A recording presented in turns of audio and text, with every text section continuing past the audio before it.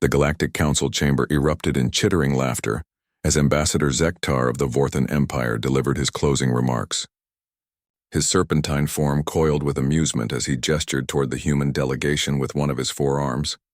"Esteemed colleagues," Zektar hissed, his translator rendering his words in perfect galactic standard, "we have heard the humans petition for membership in our illustrious council. They claim to possess advanced technology, military prowess, and diplomatic sophistication." He paused for dramatic effect, his scaled head tilting. Yet where is their proof? They arrive in a single, primitive vessel barely capable of faster-than-light travel. They bring no escort, no demonstration of power, nothing but words. Commander Sarah Chen sat motionless at the human delegation table, her weathered hands folded calmly before her. Beside her, Dr. Marcus Webb shifted uncomfortably in his seat, clearly agitated by the mockery. The third member of their party, Captain Elena Vasquez, remained as still as carved stone, her dark eyes fixed on the alien assembly. The chamber housed representatives from 47 different species, each more technologically advanced than the last. The Kithran hegemony controlled half the galaxy's trade routes with their quantum tunneling ships. The Nexari collective had mastered gravity manipulation centuries ago. The crystalline shard folk could communicate instantaneously across star systems through quantum entanglement networks. And here sat 3 humans in simple blue uniforms, representing a species that had barely left their home solar system a mere 2 centuries ago. "Perhaps," interjected Counselor Vrex of the mechanized Concordat, his mechanical voice crackling through vocal synthesizers, "the humans would care to explain how they intend to contribute to our alliance when their entire species possesses fewer than a dozen interstellar vessels." The laughter grew louder. Several delegates began speaking in their native tongues, their translators picking up fragments. "Primitive, amusing. Should we adopt them as pets?" Commander Chen finally stood, her movement deliberate and unhurried. The chamber gradually quieted, more from curiosity than respect. "Honored delegates," she began, her voice carrying clearly through the vast space. "You ask for proof of human capabilities. You question our worthiness to join your ranks." She smiled, an expression that didn't quite reach her eyes. "I appreciate your directness. Words," Zektar interrupted with a dismissive wave. "More words from a species that conquered a single world and thinks itself ready for the stars." "You're correct," Chen nodded. "Words are insufficient. Dr. Webb, would you please contact the Odyssey?" Dr. Webb tapped his wrist communicator, speaking quietly into it. "Odyssey, this is Ground Team Alpha. Initiate Protocol 7. The chamber fell silent, delegates straining to understand what was happening. Several began scanning with their various technological instruments, searching for any change in the local electromagnetic spectrum, gravitational fields, or quantum signatures. Nothing. "I'm afraid your theatrics accomplish little," Counselor Vrex observed, mechanical servos whirring as he leaned forward. "Our sensors detect no change in—" His words died as the chamber's massive transparisteel viewport exploded with light. Where empty space had existed moments before, a vessel of impossible proportions materialized directly outside the council station.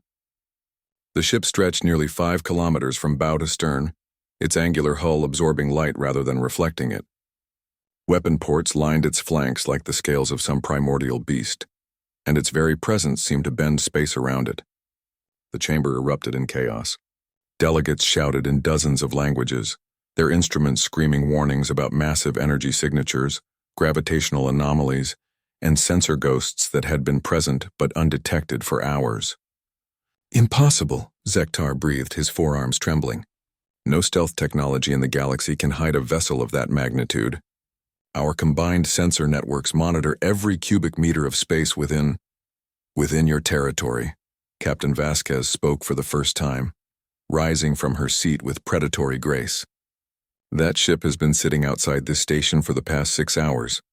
Our stealth technology doesn't bend light or manipulate gravity fields like yours. It doesn't hide behind energy shields or quantum displacement." She walked slowly toward the viewport, her reflection ghost-like in the transparisteel. "Human stealth technology works on a much simpler principle. We make you see exactly what you expect to see.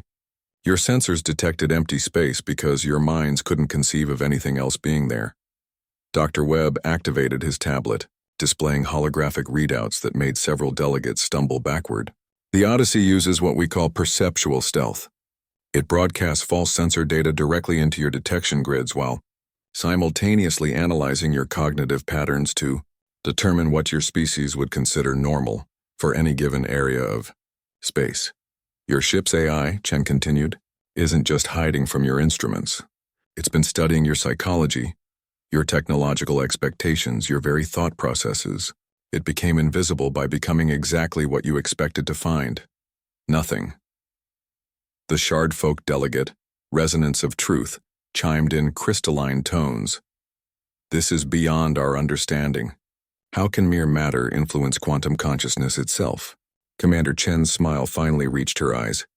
Because we've spent 200 years being underestimated. Every species we've encountered has dismissed us as primitive, simple, predictable. You've taught us exactly how you think, how you perceive, how you process information. She gestured toward the massive ship hanging in space, and we've learned to use that against you. The chamber had gone deadly quiet. 47 of the galaxy's most advanced civilizations stared at 3 humans who had just demonstrated technology that transcended their understanding of physics and psychology combined. The human petition for council membership, Chen announced formally, comes with an offer of alliance and technological exchange. We have 17 more vessels like the Odyssey, each currently positioned at what your military strategists would consider critical infrastructure points throughout the galaxy. She paused, letting the implications sink in. We come in peace, seeking cooperation and mutual advancement. But make no mistake, humanity is no longer asking for permission to join the galactic community. We're offering you the opportunity to join us in shaping its future. Zektar's serpentine form had gone completely still. How long have you been watching us? Long enough, Captain Vasquez replied, to know that you're about to unanimously approve our membership application. Through the viewport, the Odyssey hung in space like a dark promise, its very existence rewriting the rules of what was possible. And in the depths of space, 16 other shadows waited patiently, invisible guardians of a species that had learned the greatest lesson of all. Sometimes the most effective weapon is the one your enemy never sees coming.